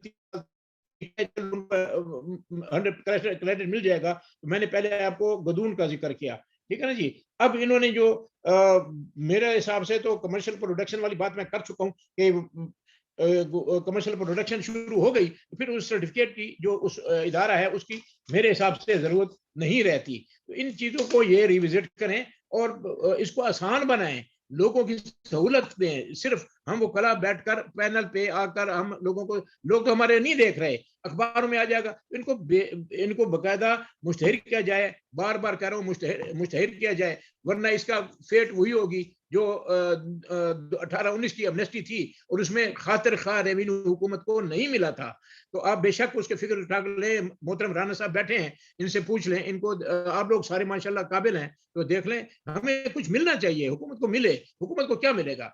चंद लोग करेंगे और बस खत्म, अल्लाह अल्लाह खैर सलाह। ऐसा नहीं होना चाहिए। जब एमनेस्टी आप दे रहे हैं तो इसको खुले दिल से दें और लोगों के इन्वेस्ट करो, और लेकिन आगे पाबंदी भी लगाएं कि 5 साल के बाद अगर वो आदमी आगे कंटिन्यू नहीं करता और मशीनरी और ये बेचकर चला जाता है, हुकूमत को तो कुछ नहीं मिला, कोई 5% ही मिला। 5% में फिर इन्होंने कमिश्नर को पावर भी दे दी है कि जहां पर आप देखें कि मुनासिब नहीं था, गलत इन्वेस्टमेंट का फायदा उठाया गया है, वो कमिश्नर का मैं एग्री करता हूँ। शायद मेरा ख्याल में जफर साहब ने कहा है बहुत खूबसूरत, ये पावर कमिश्नर को मैं मानता ही नहीं हूँ इस बारे में। आप चीफ कमिश्नर को, कम से कम चीफ कमिश्नर को ये पावर दें ताकि वो कम से कम अपना माइंड अप्लाई करके देख तो सके कि वाकई इसमें जो फलाह है, इसको हम इस जो टैक्स पेयर ने जो टैक्स दिया है, शरायत पूरी हुई है नहीं हुई, क्या हुआ क्या नहीं हुआ, ये चीफ कमिश्नर से नीचे मैं तो एग्री इस चीज से नहीं करता। और फिर उन्होंने जो परचेज ऑफ इंपोर्ट और मशीनरी के लिए क्या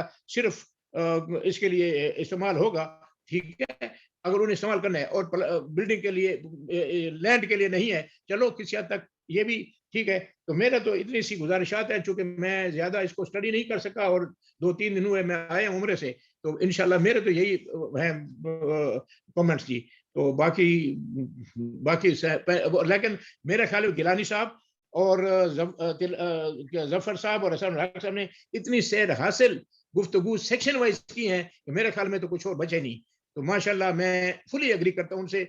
राना मुनीर साहब को चंद दिन पहले मैंने सुना, पता नहीं कौन सा चैनल था, तो माशाल्लाह बहुत खूबसूरत अंदाज से उन्होंने इसी को ही, तो शायद मेरे वाले अल्फाज ही उन्होंने कहे हैं, इसको क्या फायदा है हुकूमत को, इसका हशर तो वही होगा जो पहले वाले का, आप इसमें सहूलियात पैदा करें। तो बस मेरा जी यही है कमेंट्स ही। बहुत मेहरबानी, अस्सलाम वालेकुम। जी बहुत शुक्रिया मुश्ताक भाई, थैंक यू वेरी मच आपके आज हमें ज्वाइन करने का और अपने जो ख्यालात है उनसे हमें रोशनास कराने का बहुत शुक्रिया। मैं अब हमारे साथ मौजूद हैं मुनीब साहब कोयटा से, वो भी एक बड़ी लंबी ट्रैवलिंग करके तो आज ही पहुँचे हैं। तो मुनीब आपसे भी दरख्वास्त है कि आप भी अपने व्यूज़ जो हैं हमारे साथ शेयर करें। अनम्यूट कीजिएगा अपना। अस्सलाम वालेकुम। वालेकुम अस्सलाम। कमल भाई आवाज़ आ रही? जी कंटिन्यू है जी, आप कंटिन्यू करें, बिल्कुल ठीक है। जी बहुत शुक्रिया पाकिस्तान टैक्स बार का कोयटा को भी नुमाइंदगी देने का आज के वेबिनार में। गिलानी साहब ने काफ़ी जो है कम्प्रीहेंसिव जो है वो इस पे जो है अपने जो है वो प्रेजेंटेशन दी है, और एहसान साहब और ज़फ़र साहब और मुश्ताक साहब ने भी काफ़ी अच्छे इस पे अपने अपने व्यूज़ जो है वो शेयर किए हैं। इसमें थोड़ा सा मैं इसके थोड़े से लॉ से हट के जो प्रॉब्लम आती हैं, कोई भी जो लॉ इंट्रोड्यूस होता है या एमनेस्टी लास्ट टाइम इंट्रोड्यूस हुई है, उसके हवाले से मैं डिस्कस करना चाहूँगा। इसमें जो है प्रैक्टिकल कॉम्प्लिकेशन मेरा ख्याल है कि काफ़ी आएंगी, जो कि हमें टाइमली एड्रेस करनी पड़ेंगी और उनको जो है वो कन्वे करना पड़ेगा एफबीआर को कि वो इस पे अपनी जो है वो डे टू डे के हिसाब से, और जो कॉम्प्लिकेशन आती हैं, जो प्रैक्टिकल प्रॉब्लम आती हैं, उसको ये है वो इसको हल करने के लिए प्रोसीजर या इसके जो है ना वो बाद में दे। इसी तरह ये जो सर्टिफिकेशन है, जैसे मुश्ताक साहब ने कहा, इसके लिए भी बढ़िया प्रॉब्लम है। ईडीपी से सर्टिफिकेशन है, और अगर तो उसकी प्रैक्टिकल कमर्शियल प्रोडक्शन शुरू हो जाती है तो वैसे ही जो है वो उसकी सेल टैक्स में रजिस्ट्रेशन भी होगी, बाकी मामलात भी चल रहे होंगे, तो वो तो अल्टीमेटली कंफर्मेशन हो जाएगी। तो इसी तरह सर्टिफिकेशन का जो इशू है उसमें भी प्रॉब्लम आएंगी, और इसको डिले चीज़ें जो हैं वो होंगी, और फिर वो जो टाइमलाइन दी हुई हैं उससे अगर वो बाहर चली जाती हैं तो फिर ये जो है रिजेक्शन की तरफ जो है बात ज़्यादा जाएगी। इसी तरह एफबीआर की अप्रूवल्स हैं, और इसकी जो है वो जैसे उन्होंने जो है वो पहले हमें पता है कि वो काफ़ी चीज़ें एफबीआर के पास जब पावर उसको डिस्क्रिशनरी पावर दी जाती हैं तो वो उसमें रिजेक्शन की तरफ, उसके लिए रिजेक्शन की तरफ जाते हैं। रिजेक्शन के लिए मेरा जो है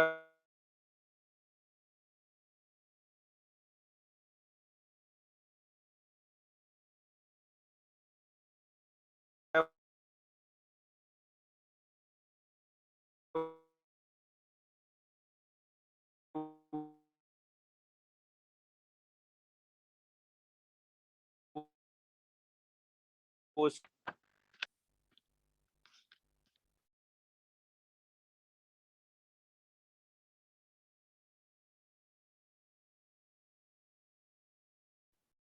आवाज नहीं आ रही है आपकी मुनीब साहब।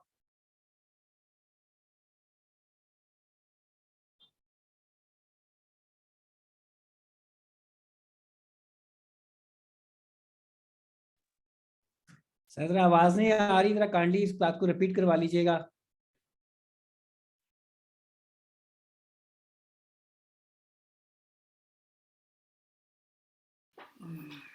मेरा ख्याल है मुनीब साहब का डिस्कनेक्शन हो गया। मुनीब भाई आपकी आवाज़ ज़रा दोबारा बोलें प्लीज़। मुनीब भाई अनम्यूट कीजिएगा अपना अपनी तरफ से, इधर से मैंने कर दिया।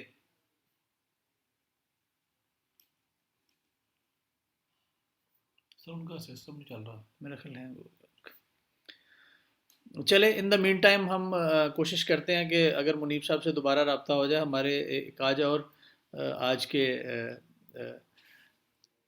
जो हमारे पैनलिस्ट हैं वो भी अभी मेरे ख्याल ऑफलाइन हो गए हैं, फरहान साहब। तो सर मैं चाहूँगा कि आप थोड़ा सा इसमें कोई, और फिर हम जी मुनीब भाई आप आ गए, अवेलेबल हैं? जी जी जी सर, वो लिंक डाउन हो गया था जी कोई अच्छा, बात नहीं, इसमें जो करें प्लीज।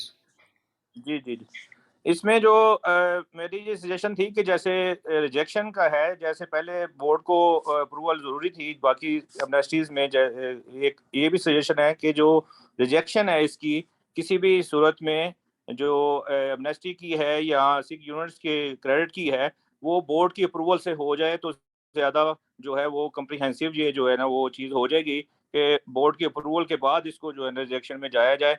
चीफ कमिश्नर के पास भी हो लेकिन बोर्ड की अप्रूवल उसमें ज़रूरी हो। तो मेरा ख्याल है कि थोड़ी सी ज़्यादा जो है वो टैक्स पेयर के लिए, हमारे लिए जो है ये बेहतर जो है एक्सपीरियंस हो जाएगा और बेहतर ये स्कीम में जो अमेंडमेंट आ जाएगी इसमें।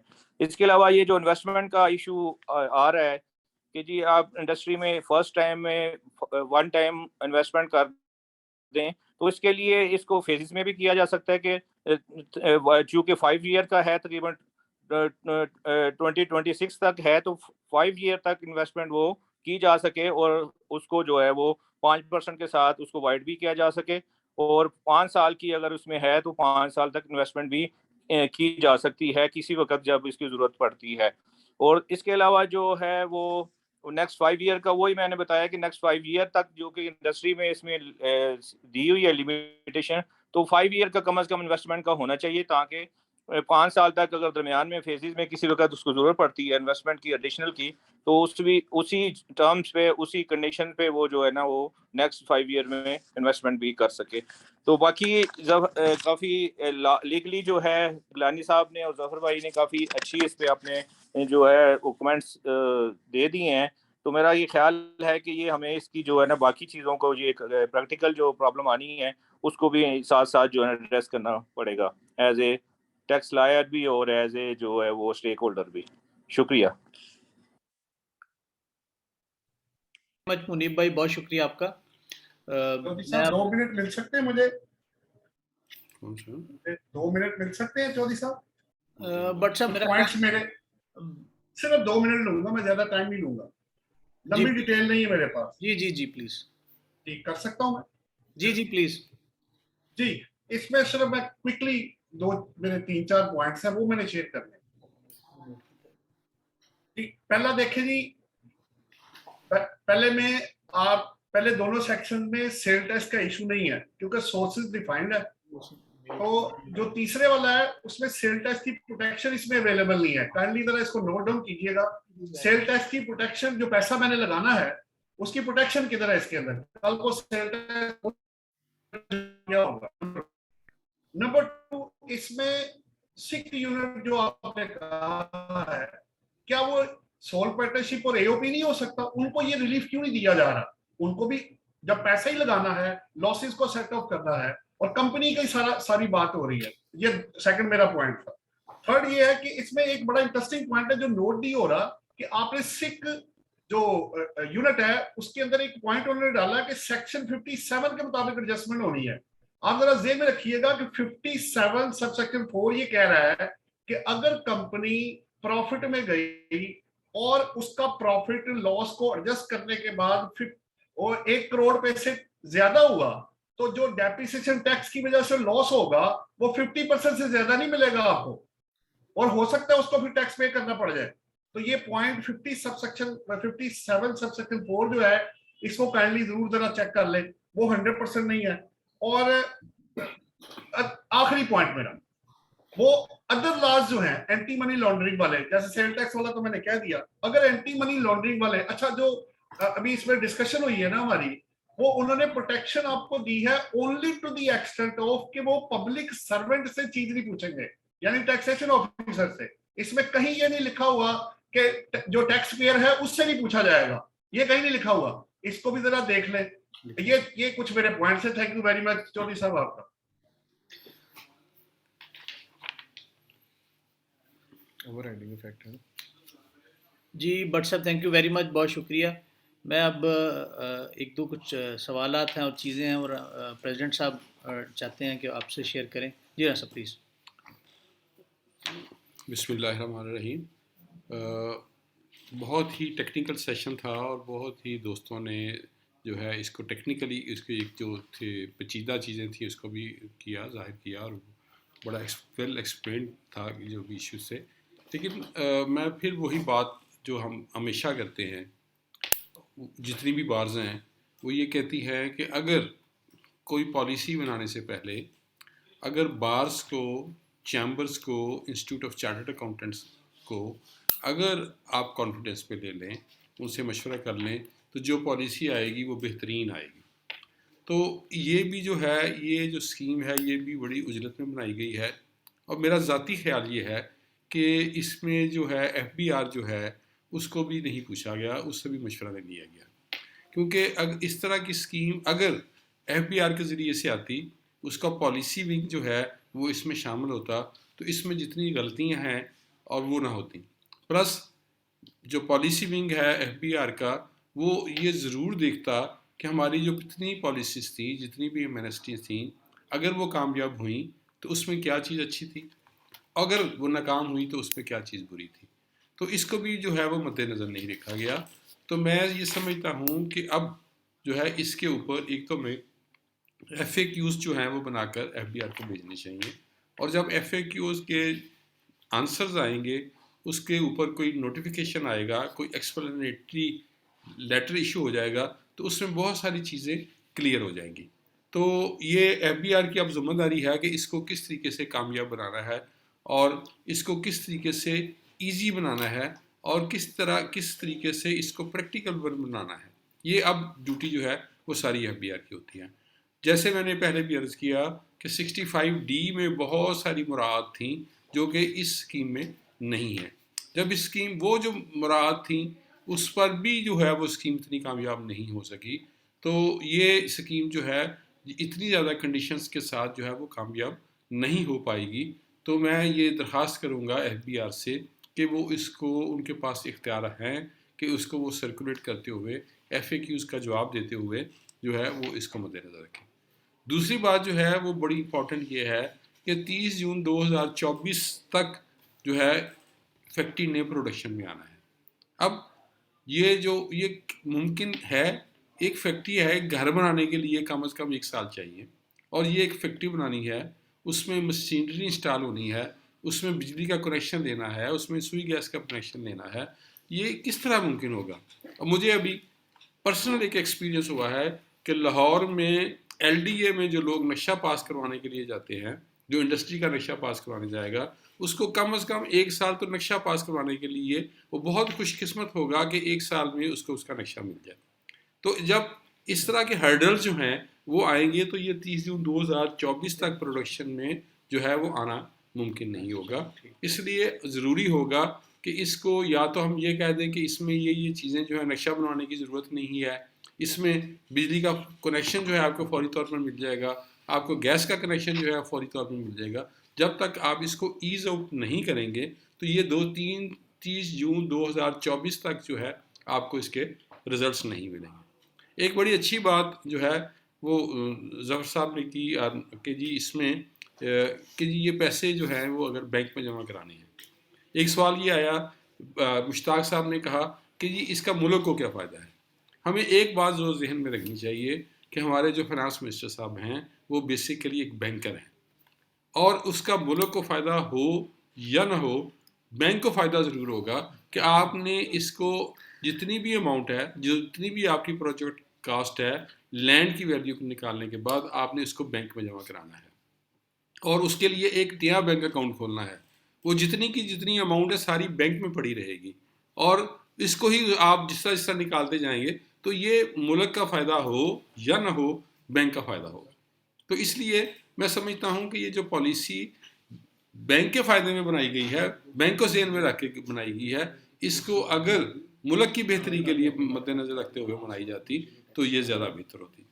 तीसरी बात जो है मैं समझता हूँ कि 65D में और section class 86 part 4 of second schedule में ये बात की गई थी कि जो भी इन्वेस्टमेंट होगी उस पर कोई क्वेश्चन नहीं होगा, उस पर कोई टैक्स नहीं था, यानी कोई सेक्शन 111 एप्लीकेबल ही नहीं था और उसके ऊपर टैक्स भी कोई पे नहीं करना था।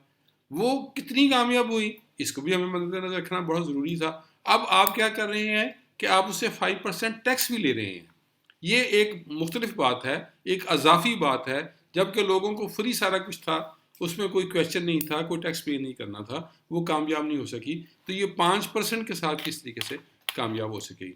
तीसरी बात बड़ी अहम जो है वो लैंड की बात है। अब वो कहते हैं आप इसमें लैंड जो है वो आपकी प्रोजेक्ट कॉस्ट में नहीं आएगी। तो बगैर ज़मीन के इसका मतलब ये है या तो इसमें वो लोग फ़ायदा उठा सकेंगे जिनके पास लैंड पहले से मौजूद है, या वो लैंड के लिए अपने पैसे पहले वाइट करेंगे। लैंड जो है आपको मालूम है सब दोस्तों को कि पाकिस्तान में लैंड बहुत एक्सपेंसिव हो गई है और बुनियादी इन्वेस्टमेंट जो है वो लैंड में अगर वो नहीं कर सकेगा तो उसके पास उतने पैसे वाइट नहीं होंगे, तो जो सब्सिक्वेंट जो प्रोसीजर है वो किस तरह अडॉप्ट करेंगे। यहाँ जो है हमें अपने मशवरा फिर देना होगा अपने क्लाइंट्स को कि आप जो लैंड अगर नहीं बाई कर सकते हैं तो आप लैंड जो है वो लीज पे ले लें। जब लैंड लीज पे ले लेंगे तो उसके ऊपर एक बिल्डिंग बनाएंगे, उसके ऊपर प्लांट एंड मशीनरी जो है उसको इंस्टॉल करेंगे। इतनी बड़ी इन्वेस्टमेंट जो है हमारे मुल्क में लोग रिस्क नहीं लेंगे कि लैंड किसी की हो तो मैं उसके ऊपर इन्वेस्टमेंट कर दूँ।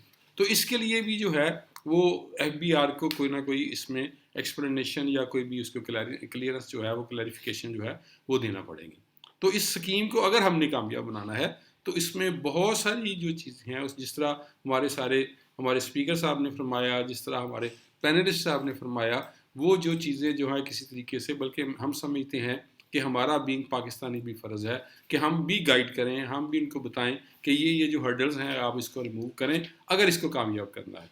अगर आप समझते हैं कि जिस तरीके से कंस्ट्रक्शन वाली जो थी एमएनएसटी थी उसमें भी यही बात थी कि उसकी जो एंटायर अमाउंट ऑफ कॉस्ट है कंस्ट्रक्शन की वो सारी की सारी आप डिपॉजिट कराएं बैंक में। और बहुत सारे मेरे अपने क्लाइंट्स, आपके क्लाइंट्स भी होंगे, आपके दोस्त भी होंगे जो उसको अवेल नहीं कर सके थे इसलिए कि उनके पास फौरी तौर पर बैंक में जमा कराने के लिए इतनी रकम नहीं थी। तो मैं समझता हूँ कि ऐसा ना हो कि ये जो स्कीम है ये पहली स्कीमों से ज़्यादा बुरी तरीके से फेल हो जाए। इसको प्रैक्टिकल बनाने के लिए हमें भी कोशिश करनी होगी, FBR को भी करनी होगी और गवर्नमेंट को भी इसमें सीरियस जो है वो रोल प्ले करना होगा। Thank you very much sir, बहुत शुक्रिया, थैंक यू वेरी मच।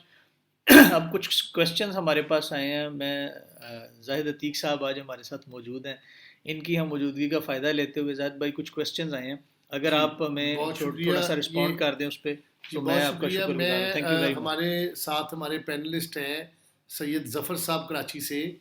मैं सर आपके सामने लॉ टैक्स बार एसोसिएशन के एक मेंबर का क्वेश्चन है कि जो सेक्शन 100F का सब सेक्शन 8 है। ज़फ़र भाई मेरी आवाज़ क्लियर है जी? मैं सवाल करूं? जी बिल्कुल बिल्कुल, मैं सुन रहा हूँ। मेरे सामने क्वेश्चन है जी कि जो 100F का सब सेक्शन 8 ये जो है ओवर राइडिंग इफेक्ट दे रहा है और कॉन्फिडेंशियलिटी प्रोवाइड कर रहा है डेक्लेरेंट को, और ये नैब ऑर्डिनेंस के ऊपर भी और FIA के लॉज पे भी और राइट टू एक्सेस इंफॉर्मेशन के एक्ट 2017 को भी ओवर राइडिंग इफेक्ट दे रहा है। तो क्या जो डेक्लेरेशन आएगा आपका 65H के वाले से और ये चूंकि 100F के अंदर है, ये सिर्फ 100F तक इसकी एक्सटेंट है, या जो 65H की भी कोई इन्वेस्टमेंट आती है इस स्कीम के नीचे वो भी कॉन्फिडेंशियलिटी म्यूटस मुटेंडस उसको मिल जाएगी? ये मेरा पहला क्वेश्चन है जी आपके लिए। नहीं देखें, ये सिर्फ एक्सक्लूसिवली सिर्फ 100H के नीचे 100F के नीचे आई है। ये सिर्फ 100F के नीचे, ये 100F का सबसेक्शन 8 है जी। 60H 65H के लिए ऑल टुगेदर 216 में एक नई तरमीम की गई है जो कि इनफैक्ट अमेंडमेंट नंबर 4 है। अदरवाइज अगर आप सिर्फ 8 की बात कर रहे हैं तो उसमें सिर्फ और सिर्फ 2 एजेंसीज हैं, नैब और FIA। उसमें बाकी कोर्ट और दूसरी अथॉरिटी को इंक्लूड नहीं किया गया है। अच्छा, इसमें जाहिद साहब अगर आप इजाजत दें तो मैं थोड़ा सा प्लीज सर। अच्छा देखें, ये जो सवाल आपका था वो ये था कि जी ये एमनेस्टी दी गई है डिक्लेरेंट को। No sir, this doesn't talk about the declarant, it talks about 216 216 में जो भी शख्स होगा वो इस इंफॉर्मेशन को शेयर इन इदारों के साथ नहीं करेगा। ऐसा कहीं दिया गया आपको प्रोटेक्शन के, लोग आपसे पूछ नहीं सकते। ये इसमें this is unlike other schemes. There is no protection of any other law for the time being enforced in Pakistan. So this is purely section 216 का मुतालिक है, जिसमें ये कहा गया है कि आप इंफॉर्मेशन को और वो उनके एम्प्लॉय को आप इंफॉर्मेशन को पास ऑन नहीं करेंगे। तो ये जो है ये लटकती तलवार आप पे हमेशा रहेगी। इसमें हर चीज में आपको लाए। जी जाहिद भाई को और क्वेश्चन? ये एक क्वेश्चन सर मेरे पास और भी है, आल्दो के हमारी डिबेट में भी ये डिस्कस हो गया कि क्या जो एग्जिस्टिंग कंपनी है वो एलिजिबल प्राइवेट लिमिटेड कंपनी वो एलिजिबल पर्सन की डेफिनेशन में शामिल है? अगर कादिर भाई आप ही कुर्सी ले आप इसको एक्सप्लेन कर दें। एलिजिबल पर्सन में 100F के पर्पस के लिए क्या कंपनी अपना डिक्लेरेशन खुद दे सकती है बिल्डिंग की कंस्ट्रक्शन के लिए subject to 5% payment, plant and machinery की? मेरा ख्याल है बिल्कुल दे सकती है। इसकी वजह यह है कि चूंकि इसमें दो तरह की सहूलतें हैं। एक तो उन लोगों को जो नया करेंगे और एक वो लोग होंगे जो कि एग्जिस्टिंग है जो अपनी करना चाहिए। लेकिन उनको करना ये है कि एग्जिस्टिंग कंपनी के अंदर इन्वेस्टमेंट करने के लिए इस मकसद के लिए एक अलग से डेडिकेटेड अकाउंट खोलना है। उस डेडिकेटेड अकाउंट खोलने के बाद उसमें पैसे डालने हैं और इस अकाउंट में जो आप डालेंगे that will be the funds which is going to be denied उसके लिए। और फिर उसी में से आप पैसे निकालेंगे और आपसे पूछा जा सकता है कि जनाब ये आपने ये पैसे निकाले, तो आप कहेंगे जी ये मैंने निकाले, ये मैंने लोकल परचेज मशीनरी के लिए निकाले, ये मैंने कंस्ट्रक्शन के लिए निकाले। तो yes you can do that. Sir मैं चूंकि आपको जितने भी हमारे मेंबर्स हैं जो क्वेश्चन हम तक पहुंचे हैं उसमें कुछ मासूम सवाल भी होते हैं और वो चूंकि मेरे पास इमानत है तो मैं ये समझता हूँ ये सवाल आप तक पहुंचा दूँ। क्वेश्चन सर ये है कि जो रिस्ट्रिक्टेड यूज है वो 100F के अंदर तो नजर आ रहा है, शायद 65। जाहिद साहब सॉरी, मैं ये जफर साहब जो मैंने कहा उस पे कुछ कहना चाह रहे थे, वो हाथ ऊंचा कर रहे थे, उनका हाथ चूंकि छोटा है तो नजर नहीं आया एक्चुअली। जी जफर भाई आपका अनम्यूट मैंने किया है, आप करें प्लीज अपनी तरफ से। अब आवाज क्लियर जी? जी ओके। अच्छा देखिए 100F में कंपनी एलिजिबल है या नहीं है इसके अंदर कोई भाव नहीं होना चाहिए। एक तो कादिर साहब ने जो एक्सप्लेन किया that is well one way. दूसरी बात यह है कि इसी 100F के 6 में एक्सेप्शन दिया गया है। अगर 6B को पढ़े तो उसके अंदर लिस्टेड कंपनी लिखा हुआ है। इसका मतलब है कि लिस्टेड कंपनी को कहा गया है कि वो इसके लिए एलिजिबल नहीं है। साफ मतलब ये है कि लिस्टेड कंपनी के अलावा बाकी तमाम कंपनीज इसके अंदर एलिजिबल हैं। जी thank you.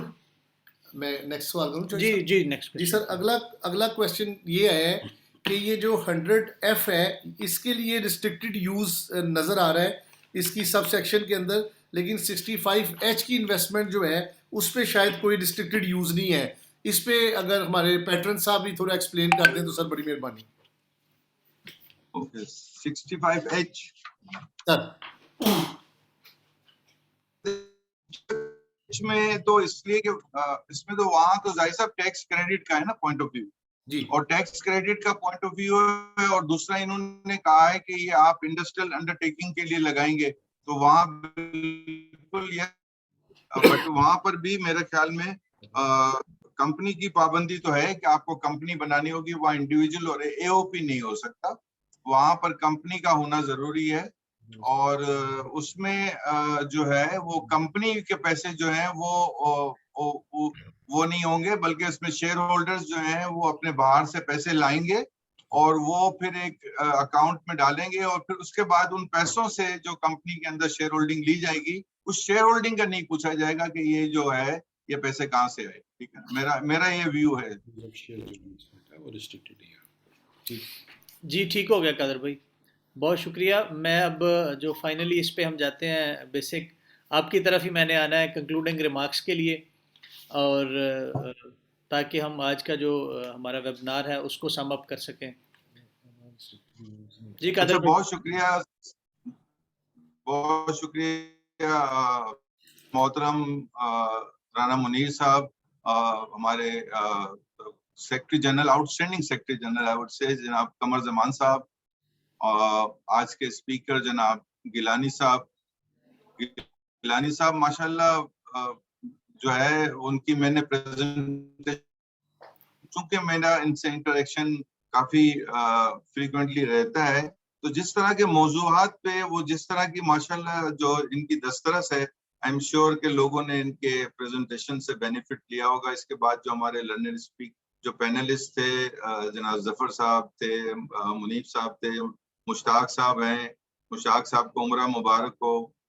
I could see Nadeem Bhatt साहब, उन्होंने भी काफी वो किया। बिन अपने फराज भाई भी नजर आ रहे हैं मुझे। सो शहबाज कादर साहब हैं, नंबर ऑफ पीपल मेरे जो हैं वो हमारे उभरते हुए लीडर जनाब जाहिद अतीक साहब हैं, माशाल्लाह इरफान साहब है। तो बहुत शुक्रिया सदर साहब आपका ये मौका फराहम करने का। सदर साहब देखें, मैं समझता हूँ कि पूरे पाकिस्तान से, साहिवाल से लोग मुझे यहाँ नजर आ रहे हैं, और बहुत दूर दूर से माशाल्लाह लोग नजर आ रहे हैं। सबको मैं